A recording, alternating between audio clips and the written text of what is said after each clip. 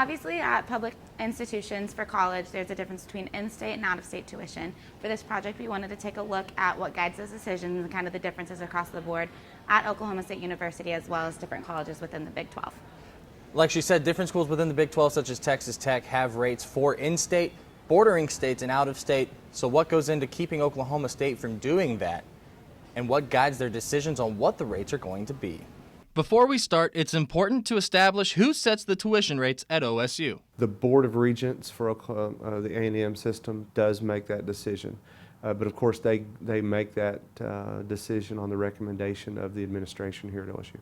Out-of-state students pay different amounts because they don't pay in-state taxes. That being said, how do some students feel about the out-of-state rate? They're pretty ridiculous. I feel like they're pretty hefty.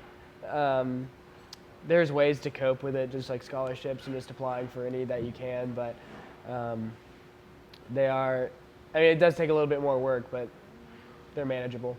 Every year we look at whether or not we want to raise the percentage of in-state versus out-of-state, and that's not an easy decision to make. I mean, that's got our Board of Regents involved, Joe Weaver, the Vice President for Finance and then administration, as well as the President of the institution, and so that discussion is always held. Affordability is the key issue for us. I mean, we want students from in-state and out-of-state to be able to afford to come to school here. The Big 12 Conference is comprised of 10 members, 8 of which are public schools. 2 in Texas, 2 in Oklahoma, 2 in Kansas, Iowa State, and West Virginia. KU has the highest out-of-state tuition and mandatory fees in the conference. Iowa State, on the other hand, is one of 4 schools with rates below $21,000 annually. OU is just behind the University of Kansas, trailing KU's out-of-state rate by a little more than $500 annually. Texas Tech University is the only school in the conference who offers in-state tuition to anyone outside the state. In its case, to anyone living in a county in New Mexico or Oklahoma, which borders Texas. Tech also offers a separate out-of-state rate for those who live in non-bordering counties of New Mexico and Oklahoma. TCU and Baylor do not offer out-of-state tuition rates because they do not rely on state tax money. Their regular tuition is higher than any of the public schools. Out-of-state tuition rates. When asked about whether OSU is considering this, Christy Hawkins, OSU's Associate Vice President for Administration and Finance, said, quote, "There are currently not any discussions regarding this type of change. However, OSU offers non-resident scholarships based on ACT, SAT scores, and high school GPA that can significantly reduce out-of-state," close quote.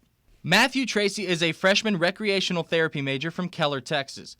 Tracy did not receive one of the waivers Hawkins mentioned, and said, quote, "It was a huge decision on whether the debt was worth it in regards to attending OSU on out-of-state tuition. Hammer's family realized the same thing." Yeah, my parents said I couldn't come here if I didn't get a scholarship.